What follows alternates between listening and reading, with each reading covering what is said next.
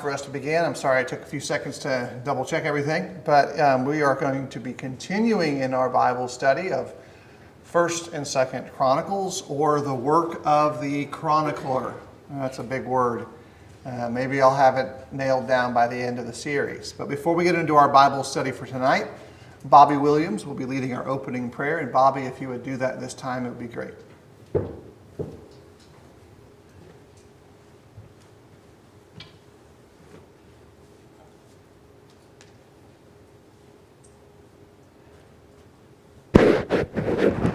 Let us pray. Our Father in heaven, thank you so very kindly for blessing each of us to be able to leave our homes and come together and study from another portion of your holy and divine word.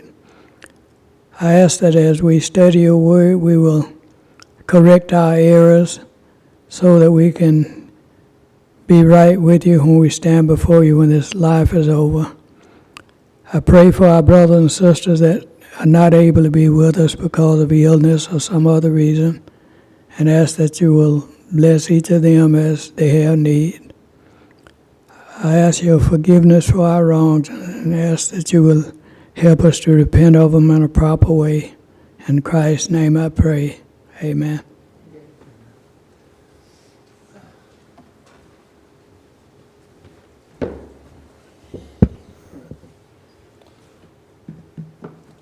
All right, so I've mentioned this before. I'll say this again. The text of 1st and 2nd Chronicles, or the chronicler, is a arrangement of the history of Israel designed to present what we would call theological ideas, God knowledge ideas. This is not as much about sequential history as it is about trying to prove or explain or instruct. That makes this book a little bit different than some of the other history texts of the Old and New Testament. Because I know we sometimes will break the Bible down and try to understand it in different ways. We have sections of wisdom or poetry. We kind of lump those together and say that's this. We have the prophets, and we say that's this kind of knowledge where they're foretelling or they're explaining. And then we've got this batch of history books, both Old Testament and New Testament. And then the minute we call it history, we've already kind of narrowed down what it might accomplish. Well, with Chronicles, which is the easier way to say chronicler, Chronicles as a plural, we've got a book that is definitely historical in scope, but not in purpose. We already saw that in the way that it approached the genealogies, because it's kind of abbreviated some of those genealogies, it emphasized some of the others. And now in chapter 10, we're going to see another shift, because you'll notice in chapter 10 and verse 1, it comes on the heels of the repeated genealogy of Saul, which is chapter 9's closing sections, but it starts at Saul. And that's, like we talked about last week, skipping quite a bit of the history of Israel, right? Patriarch-wise, how many patriarchs of note do we skip to get from genealogies, Levitical in focus, to Saul?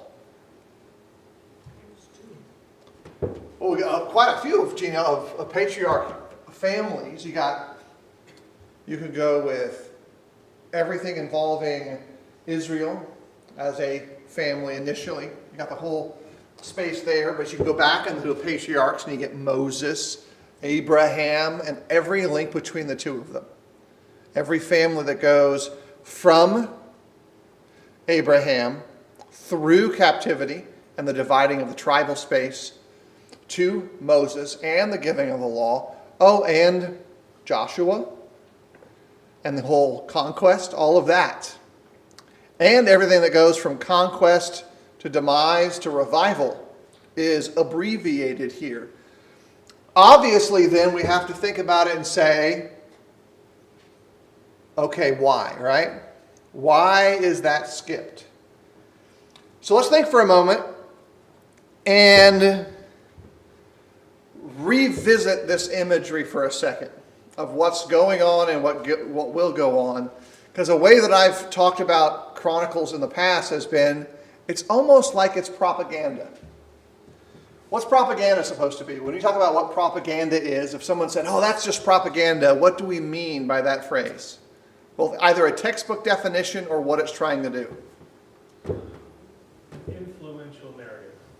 Yeah, it's supposed to influence us. Like it's supposed to make us think and feel a certain way. How many of you remember going to movie theaters before they had the quiz machines where they would like have all these questions and stuff? And before those things came out, they used to have movies designed to teach you. Like little short shows that were supposed to teach you stuff. You guys remember seeing that in the theaters? Maybe it was just my theaters. I don't know. But those sometimes were very state-focused. America's Great. Sometimes they were educational for the moment.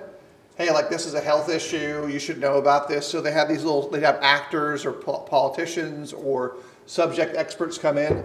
Now move your mind back, for those who can, to the time frame surrounding World War II or Vietnam. You remember the movies or television shows or things that were on the news to try to convince you one way or the other about the cause?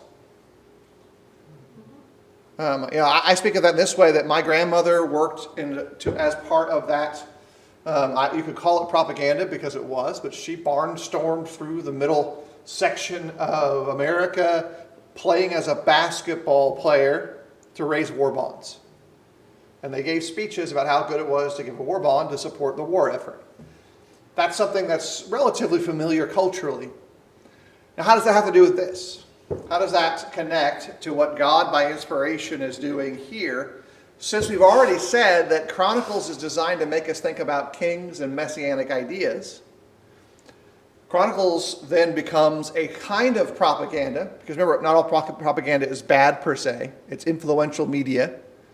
It just has a bad history or bad use cases. To the people of Israel, who are now post-captivity, who are saying, we want a king. What kind of king should we get? That's the way to think about Chronicles in the space of what propaganda would do. Because if a priest writes it, if an inspired person is an individual writing it by God, God is trying to teach them then with history, hey, you need a king. But this is the kind of king that you need. You've had these other kinds before, but I want you to start looking for this kind of king in the future. That's part of what we'll see here as we go deeper through the text, especially since it begins at uniformly what we would consider a failed king. Saul, in the Israelite context, is a failure as a king. He's not a failure as a warrior. He's not a failure in other senses, but as a king, he fails, even though he does all the things initially that kings do. Here's something else to think about. And I don't know if you felt about it this way, but this is how I felt about it. After reading the first 9 chapters of Chronicles, I start thinking about the book itself, and I said to myself, if this was a movie, it's like they started with the credit scenes first, but the credits lasted 2.5 hours. Because it just told me everything that was in it, but it hasn't told me that much about what's in it. So let's think about this text right now, because to a certain degree, it's going to latch together to a message that is in some ways Egyptian. It's Egyptian in origin, not so much in space. Because it connects us to ideas that are connected to the history of Israel in their Egyptian sojourn, even though Saul is our focus. So in that space of thinking through it, and this is kind of the big takeaway of the text, the layout of the book can be seen as a revision of some of those same big themes. And we'll talk about another theme that shows itself up in a little bit toward the end of our class. But But let's look at this first few verses. This is the layout textually for the first 5-7 verses of what we read here. And so we're going to read this together, and then we're going to walk back and kind of see what happens in the text itself. So right now, let's see. Rich, could you read for us verses 1 through 7? Chapter 10. Now the Philistines fought against Israel, and the men of Israel fled before the Philistines and fell slain on Mount Gilboa. And the Philistines overtook Saul and his sons. The Philistines struck down Jonathan and Abinadab and and the sons of Saul. Correct. The battle pressed hard against Saul, and the archers found him, and he was wounded by the archers. And then Saul said to his armor-bearer, "Draw your sword and thrust me through with it, lest these uncircumcised come and mistreat me." But his armor-bearer would not, for he feared greatly. Therefore Saul took his own sword and fell upon him. And when his armor-bearer saw that Saul was dead, he also fell on his sword and died. Keep going. Thus Saul died, and he and his 3 sons and all of his house died together. And when all of the men of Israel who were in the valley saw that the army had fled and that Saul and his sons were dead, they abandoned their cities and fled, and the Philistines came in and lived in them. All right, so pause for a second and think about the death of Saul in the narratives we've already read. Is it similar to this? Or are there any differences that you note between how our inspired chronicler, our logger of words, writes it for us, and what you remember taking place in the past?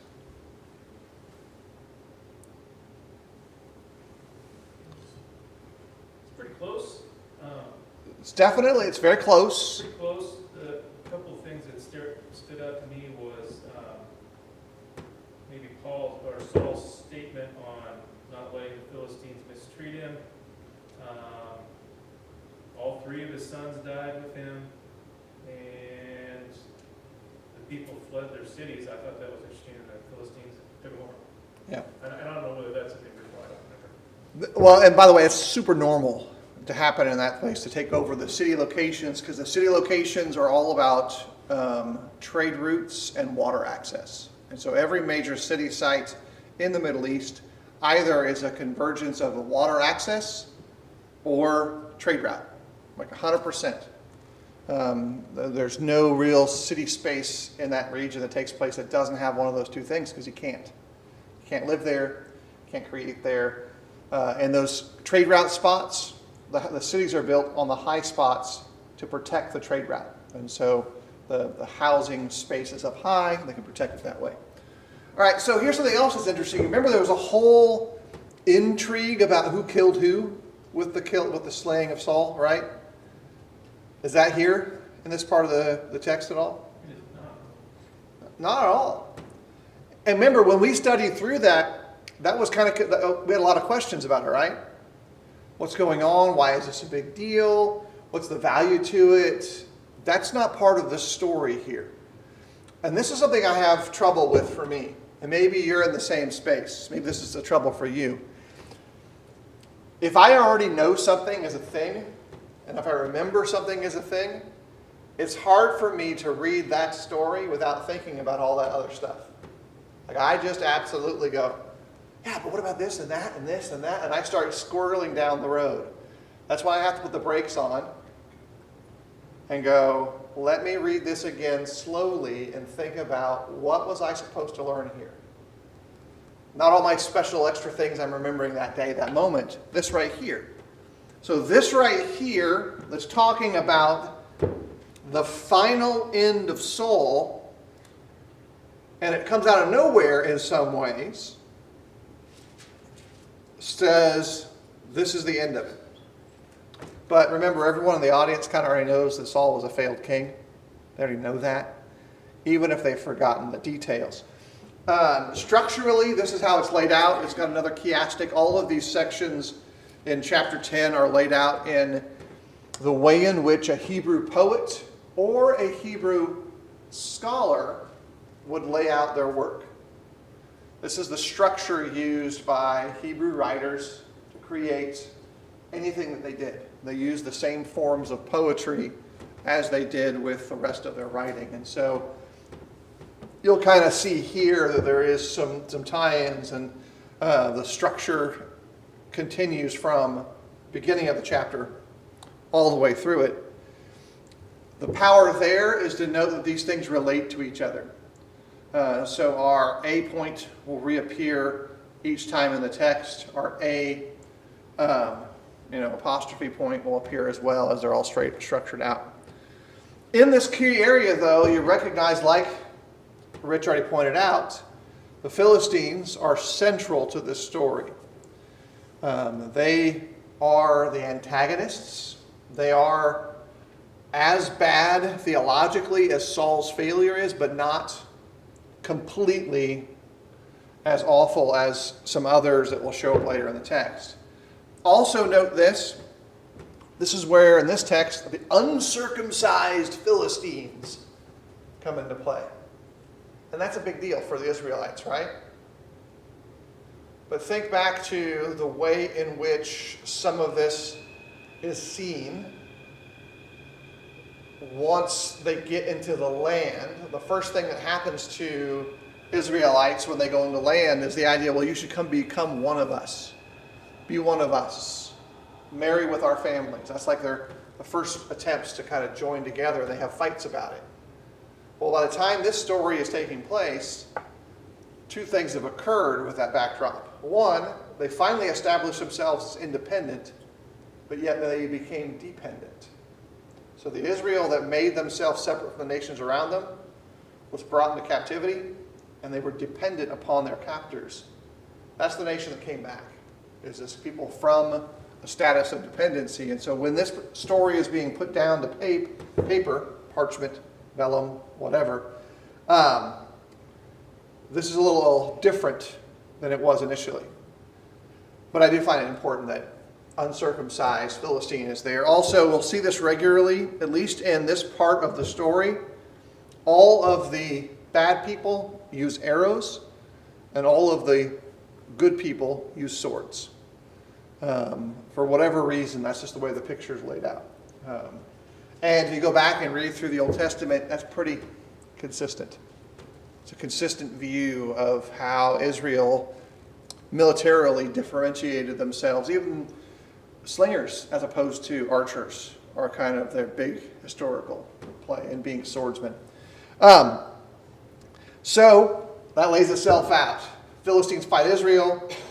Sons are struck down. Eventually we'll read and remember that they're actually used as a sign to the other nations about their victory in an awful and horrible way.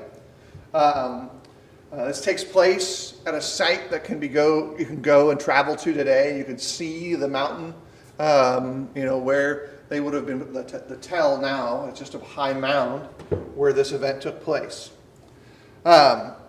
Next part of the story, verse 8. Les, do you want to read that for us, if you would? Verse 8 all the way through right now, just to verse 12. 2 verse 12 or 3 verse? Through verse 12. Okay. And the next day when the Philistines came to strip the slain, they found Saul and his sons fallen on Mount Gilboa. And they stripped him and took his head and his armor and sent messengers throughout the land of the Philistines to carry the good news to their idols and to the people. And they put his armor in the temple of their gods and fastened his head in the temple of Dagon. But when all Jabesh Gilead heard all the Philistines had done what they had done to Saul, all the valiant men arose and took away the body of Saul and the bodies of his sons and brought them to Jabesh. And they buried their bones under the oak in Jabesh and fasted 7 days. So now you have a second response to the event. The first response had an outcome of run away, run away. Second response had them, the valiant men, engaging in basically, hey, we don't leave anyone behind. This is improper. It's unethical.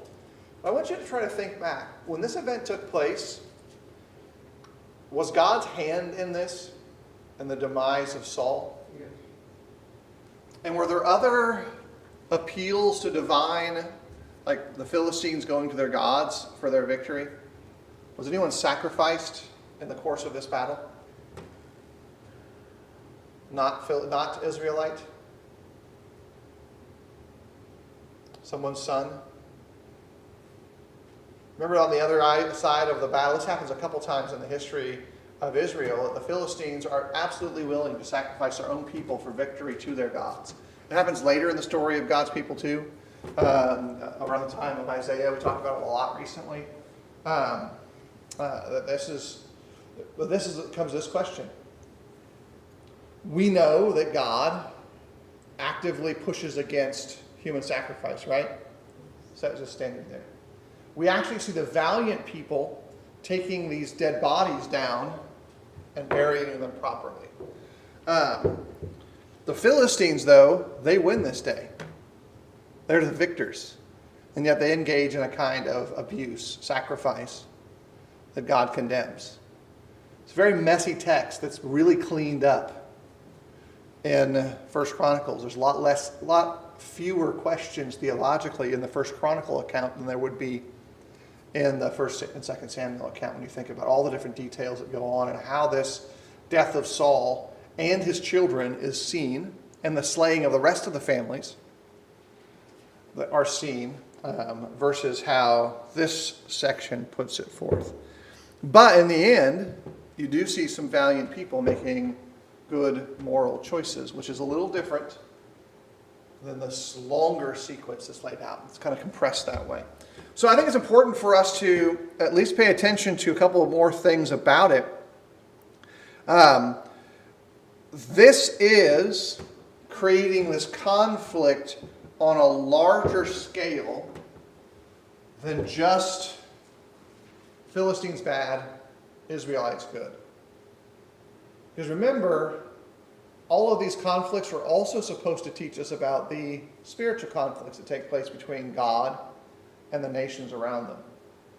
The behavior of the men of Japheth, our Philistines, is supposed to help us think about the gods of the Philistines and what they would be okay with. And you'll notice the way that the Israelites are portrayed, even in defeat.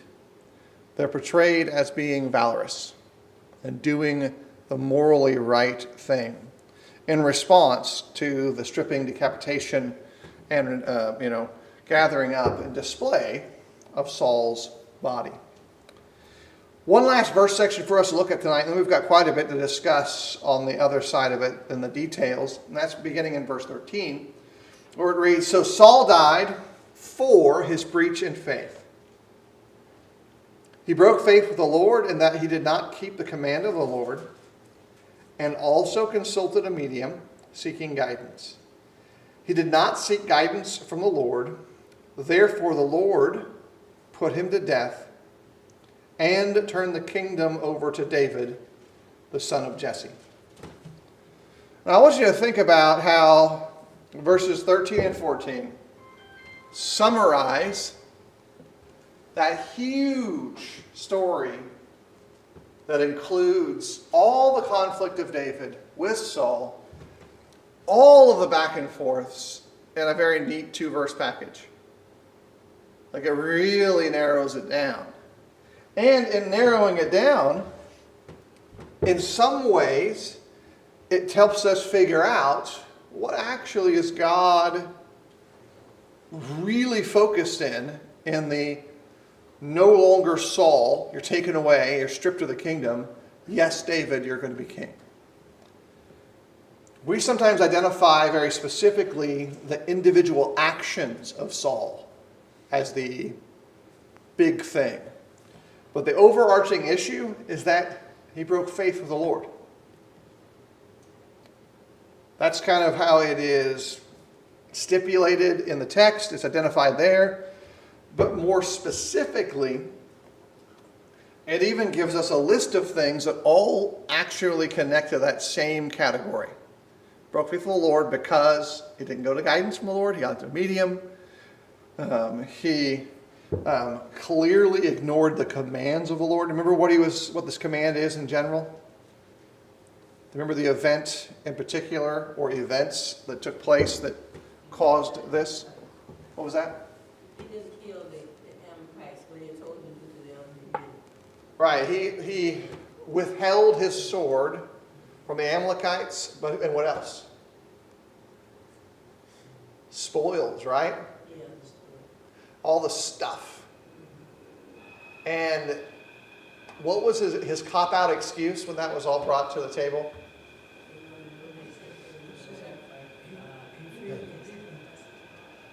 Yeah. It's a sacrifice to the Lord. This is a sacrifice to God. Now, it's complicated because the thing he rebelled against was killing something, some people, someone.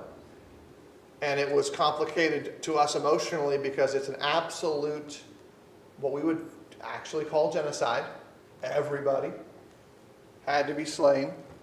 And everything. So all their critters. His response, though, is telling us perhaps how we ought to think about sacrifice to God. Had he followed those instructions to the letter day one, would that have been a sacrifice to God?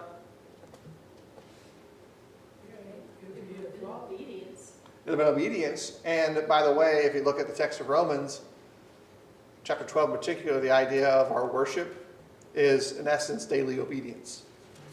It's consistent obedience. And so that would have been a form of sacrifice at that point. And yet, his end was actually the end that was supposed to be for the Amalekites, happens to him. Whole family wiped out. One lame member was allowed to live longer out of grace. And so that's kind of what you see there. But it then, again, as it synthesized it all down, is basically telling us in chapter 10, with this return to Egypt beginning point for a nation, let's go back to where the actual nation of Israel as a divine line, as a Davidic throne begins. Israel's second Egypt comes out of this. This is their second beginning. Because you think about the line that goes to Saul, that's an unbroken series of events. They go in, they capture the land. From the land, they eventually conquest the rest of it. Saul is given to them as a king after their cries. He is your king. He's taken away. New Israel, because it's new Egypt. New leadership. Is it still the same people? Yes. Is it still God's chosen people? But thematically and instruction-wise, this is a new beginning for them. Just as it was a new beginning for them when they came out of Egypt. All right, so with this dead king space, our king is dead, the chapter ends with a pretty obvious end tag and says, "Therefore the Lord put him to death and turned the kingdom over to David, the son of Jesse." Again, how much of the 1st and 2nd Samuel letters are summarized in that one sentence? Oh yeah, and by the way, David's king now. He's the son of Jesse. So what happens, this is like where my brain goes, all this other stuff. In all of that information, what do we learn about our King David? Everything up to his actually enthroned as the king. So pause for a moment and think about that before we get back to the text, because I think it's important to think now, what did he skip? All the things that David had done. Is Goliath part of the story? That's pre-king, right? Is shepherd boy David? Is running out to the army? Is the soother of Saul pre-king? Yeah.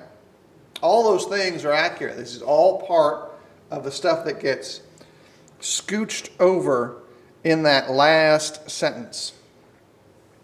It's the last gasp of the space. And so from the apostasy of the king, David, spiritual apostasy, Saul that is, we see legitimate king being David. And you're going to see a cycle that goes forward from there where that line becomes important. But why would someone trying to teach Israel about their proper king skip that king's childhood?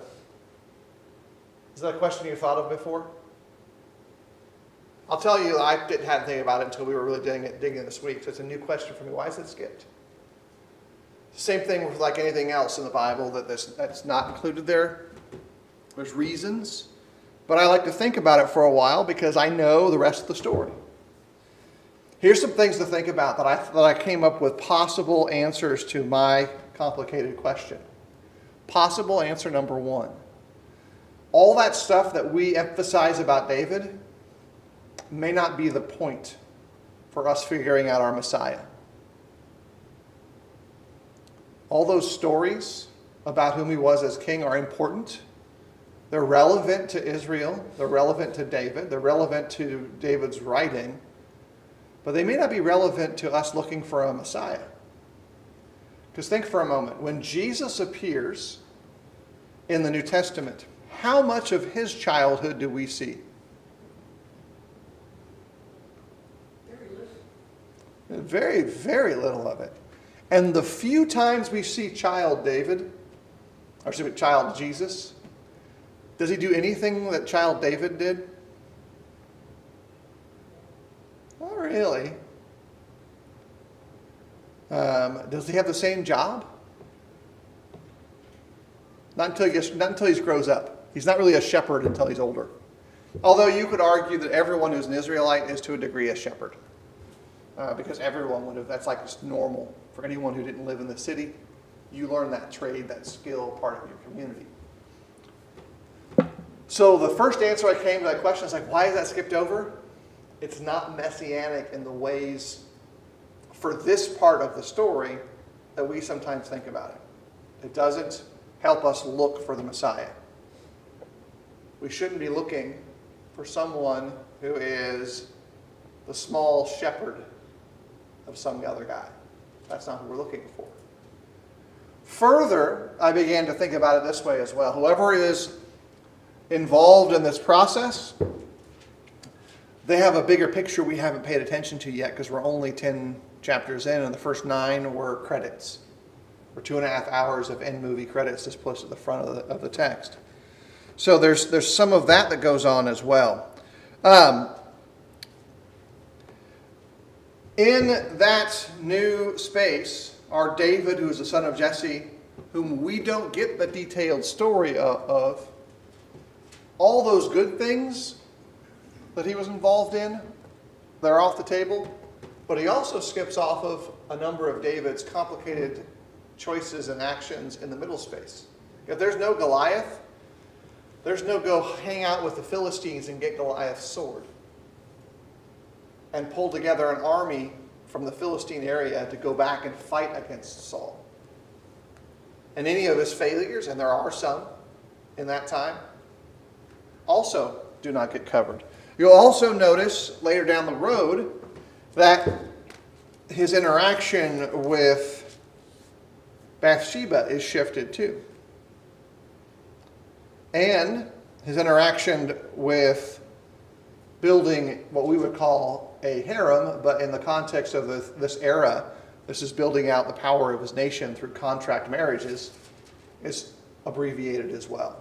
And so there's a couple of things. That'll happen around chapter 14. I also wanted to point this out right here. This was another way. Last week we had a kind of a chronological listing of what is in there. I was reading along in one of the books that I kind of read while I teach a class.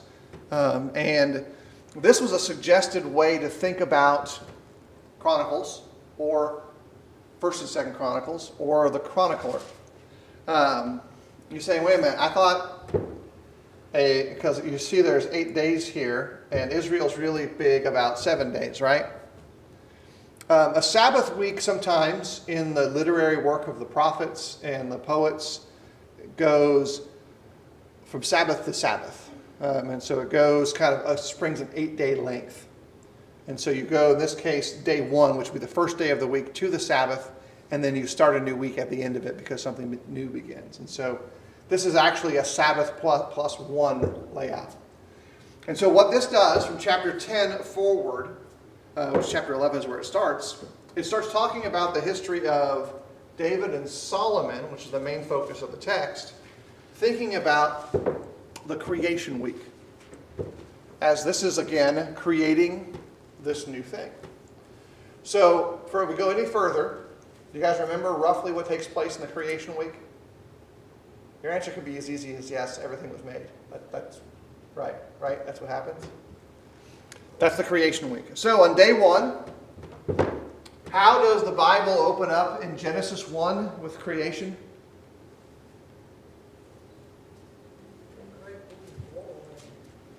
Yeah. In the beginning, God created the heavens, the earth. The earth was formless or without form and void. And what happens to the Spirit of God? Moves over the face of the water. In this case, you'll see as we read forward in chapters 11 and following, the Spirit is shown to have a hand in drawing together those who are going to stand beside David. Did you ever ask the question how David is seemingly so successful at building a crowd around him all the time? Like, my first earthly answer to those questions, like, he's just one of those guys. Super charismatic, and he just starts opening his mouth, everyone wants to follow him. And yet everyone around him also wants to kill him. So, maybe there's a different answer to that. The answer, biblically speaking, is when you see a nation rise up, any nation, is to remind yourself that, as the Psalms themselves will say, that God rules the nations. And so David's success in building his armies and building the crowds that are around him are spirit participatory as I read them. Oh, and by the way, isn't that what Jesus does? As he draws helpers to him, the Spirit would be involved in that too. Chapter 13 through 15, David will bring the ark into its tent firmament. Remember, the whole creation space of the garden is very temple, tabernacle facing, and so on. And so this is just another way to think through the structure of the history of Israel as it relates to the history of God's people in creation and beyond. Because, as we said before, the historical writers and poets of the Bible tend to use structures that are familiar to them. And so this is one of their familiar structures that they use it a lot. By the way, we do that too. We talk about the seventh day anything. Seventh day to us means what? Time for a nap, right? It's a rest day. We kind of have that same narrative use of that story of creation, when in the creation account itself, there's a lot of things that are more than just it's a day of rest. There's stuff that goes on between the lack of activity.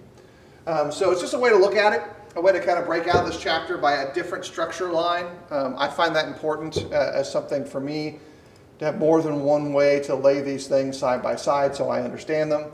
And it's a way to read it. Before we get into our big questions in 5 minutes, we've got that there. Any other questions on this overview of chapter 10? Because we're going to get these big, important questions now.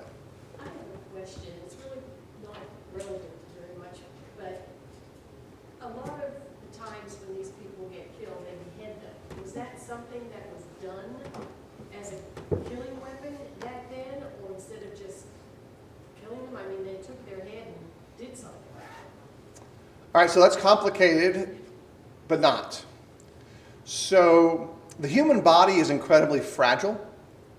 We are very weak creatures. The strongest of us can be taken down by grabbing somebody's nose and pushing it the right way. So killing a human, not that hard. decapitating a person in open combat historically is incredibly difficult. It really only happens in movies, like fully decapitating someone. I'm using very, very more graphic terminology than we might if we were in a different setting. And so, yeah, that's hard to do. And so it's not something that just happens in open combat. It's always done afterwards because of the difficulty of doing so. It's not to say there weren't head wounds in open combat of the Bronze Era. Absolutely were.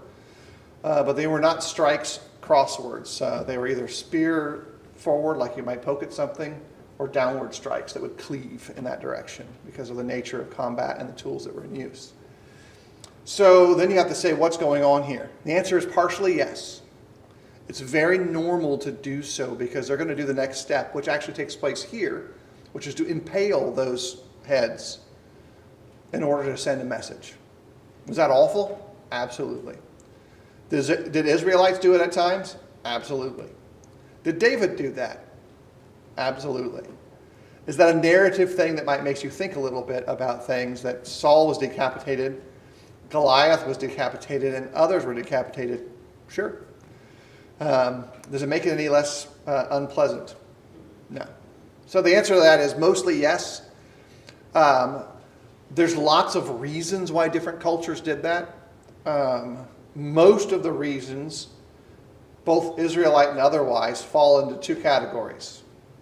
Fear, or in a limited sense, there are some theological concerns that come up with some religious groups holding to concepts that had to do with the wholeness of a person, not Israelite, other cultures.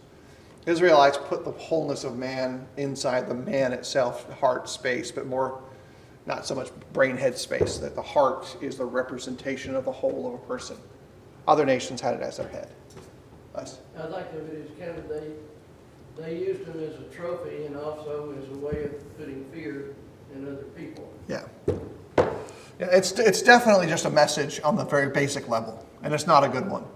And so the answer to that is yes, in that sense as well. Mary? I was thinking that when I was reading about Saul consulting a medium and the Lord was upset with him about that, did he think that, I was thinking that Saul did that because God was not dealing with him then, at all. The reason why he did that. Because he was disobedient anyway, so I just, didn't expect him to do it. Here's the thing. You do one thing bad, two things bad, you end up in the same jail. It doesn't really shift that. And here, the issue is codified for us under the simple fact of he broke faith with the Lord. And these were the evidentiary readings as to why. These are the things he was doing because he had broken contract or faith. And by the way, you could read this as trust with the Lord in his behavior. We've got like 8 seconds until we hit our timeline, which is fine. Anything in here you guys liked other than it's not genealogies? They can't have that answer. I already took it from you. Yeah, that those people from Gilead came into Saul's son's bodies. And I think we're supposed to like that. When you had the valiant men come and tear down the bodies, even though these were unrighteous men who engaged in unrighteous behavior, and that's how they got to where they were. I think I think the way that it's written is that we look at that and we go, that's the right thing to do. That's lining itself to the king. Because remember, we're going to see that those men who did that valiant thing end up basically under the retinue of David, who is our prototype for a king of the future. All right, everybody, that's it for our time for this evening. We've already ran up to 45 minutes somehow or another. Not quite sure how we got there so quickly. But we'll be continuing in looking at the text of the Chronicler. I'm getting there. By the end of this 14 weeks, I will have that down of Chronicles next Wednesday night. Thanks, everyone.